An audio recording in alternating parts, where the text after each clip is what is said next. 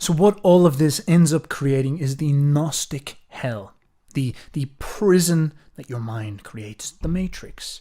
And what is always the situation with the Matrix? You have inside of it a paradigm, a castle of concepts, a left brain palace, a left brain dopamine spiral, whatever's going on, this just channel you're trapped into, and you focus out what it will free you. And it's made up of all these notions and these dopamine kicks and this feeling of good and bad. If you actually want to understand Nietzsche on a nuanced level, instead of just dismissing him as a moral relativist, think of him trying to point this out, that in some sense, good and bad seems to be more tied to feelings and emotions and psychology, in the sense that people will just categorize what doesn't fit their worldview as bad, but that doesn't say much about what is actually bad out in the world. Whereas if you move into the thing that he favored, the Heraclitan way of seeing things, the right-brained way of seeing things, the part of your brain that's more in touch with reality way of seeing things, you start to see things are much more in flux and much more about writing and about good and bad. That becomes a very, very interesting question, because in some sense, if you let your interface die, if I let my quest to become Cristiano Ronaldo crumble, that whole palace that I've built, if I let that whole plan, that whole routine fall apart, come out into the world, see everything as it is, and get back in touch with what I am and what I should be and the way I should conduct myself forward, I can actually put together a left brain routine palace focus. I can put back together, I can update that, because that's ideally what you want. You want to give that thing away to work for you, and it will make me more adapt at reality. Think about Neo. He plugs out of the Matrix, he goes into the right-brained world of the truth, and then he updates himself, and then he goes back into the Matrix. He goes back into the Matrix and he dominates it, and this is the ideal. You want to update, come back, and then go back in. And then think about what the shadow would represent. The shadow would always appear to you as this character, as I said, Morpheus, trying to pull you out of this, or suggesting to you that you could take the red pill and see what's actually going on, but it'll be difficult and uncomfortable, because of course my dopamine spirals are matched to my routine, my comfort zone. I don't like chaos.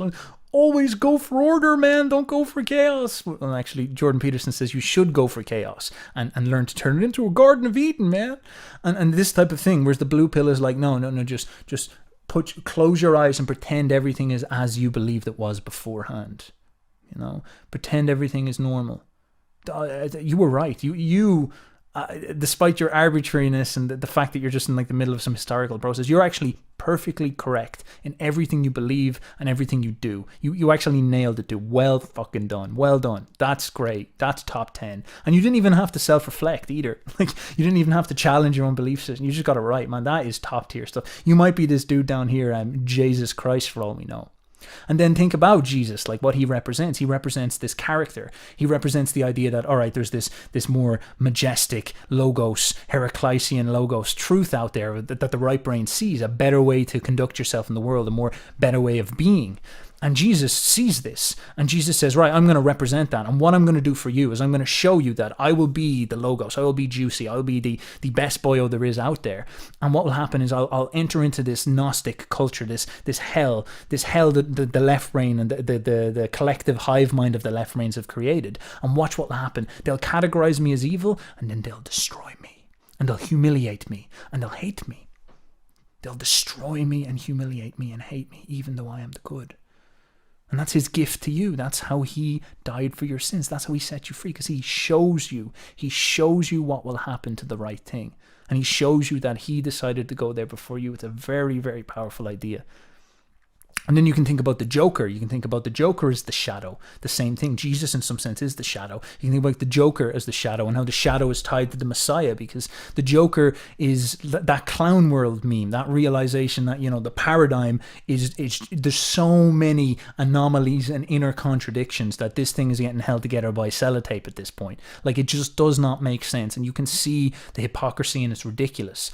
And Joker is the agent of chaos who wants to come and expose it. He wants to come and be like, look look what's going, like, this is so funny when you actually just stop investing in, you know, trying to make everything work and just look at like how silly all this stuff is. You see that it's actually ridiculous. Like this is hilarious.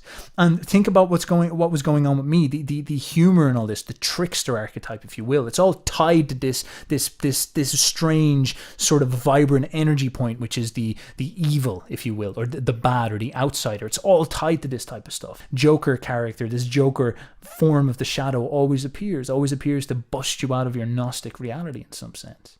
And think about the ultimate shadow, suicide, those suicidal thoughts. What are they trying to tell you? Well, you as this left brain gets caught up in this rut, in this reality, and you build this persona, you build this character, which you call you, and you hate it, you know? Neo in the Matrix, he hates the fact that he's whatever loser he's become. He's stuck in this corporate rut, this corporate job. I was speaking to a fantastically, brilliantly talented artist, and this was exactly the description he was giving of himself. He got stuck in this rut. He didn't like who he was. He sort of felt mediocre, happy, but he believed that the future was just going to get worse and worse and worse. He had no hope for the future. And so we decided I may as well kill myself instead of going on, instead of waiting until I'm older and I'm depressed and everything is bad. I may as well end it now, this type of thing. And it's so interesting how this happens, because it's a weird experience. You're just going about your day to day, and I've felt this stuff too. You're going about your day to day, you're subtly not happy with who you are. You kind of don't see much of a future for yourself because you don't have much hope in yourself, because you think you're a worthless piece of shit, because you're stuck in this rut trying to be Cristiano Ronaldo and you never will be. And you start saying to yourself, you're like, all right, well, you know, you're constantly saying I don't really deserve anything. I'm not really good enough, and then this creepy voice starts to move into your head, like Morpheus, you know. But it's scary. It starts to say you should kill yourself. It starts to say dark thoughts like this. The ultimate shadow comes and whispers, you should destroy yourself. You should get rid of yourself. You should break yourself.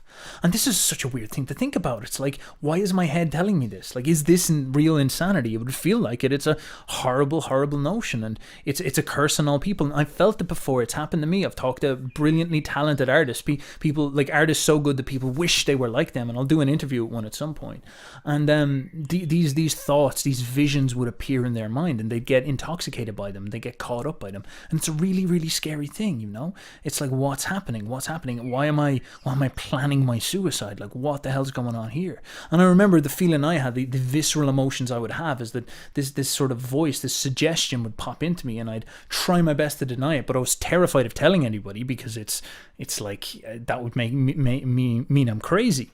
But I don't want to pay attention to it either, and it's definitely evil. It has to be evil. It's the most evil thought of all. But then when you sit down, and this is a scary thought, when you sit down and you look at it and you pay attention to it and just try to understand what it's saying, in its blunt way, it's trying to remind you that you don't like who you are, so you should destroy yourself and transform. But that's misinterpreted, is it? Maybe that whole suicide thing is your confession that you cannot transform. But maybe it's trying to tell you, maybe it's trying to whisper to you, it's like you're stuck in the Matrix, and inside this Matrix you're Neo, you know, you're this character who's stuck in this corporate job. But there's more possibilities out there. Maybe the right brain saying to you, there's more possibilities out there. You can transform, but you're gonna have to let go of what you are. You're gonna have to let go of this ego. You're trying to be Cristiano Ronaldo, and you're depressed, and you're failing.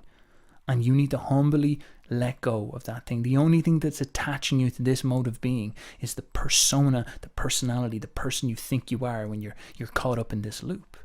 So maybe this whispering of to kill yourself, to destroy yourself, to end this reality is a sort of strange freedom, a strange portal for you to take, a strange red pill for you to take, to set yourself free, to let go of that person you were before. Maybe it's not something that you're supposed to take as literally as it seems. Maybe it's a badly communicated message from the right brain. Maybe it's trying to help you and you're misreading it. Maybe your left brain, because it's projecting onto these sentiments its own derision and delusion, is actually creating this notion. Could it be that the tyranny of your left brain in categorizing this notion of change is actually misinterpreting it and convincing you to do something horrible to yourself?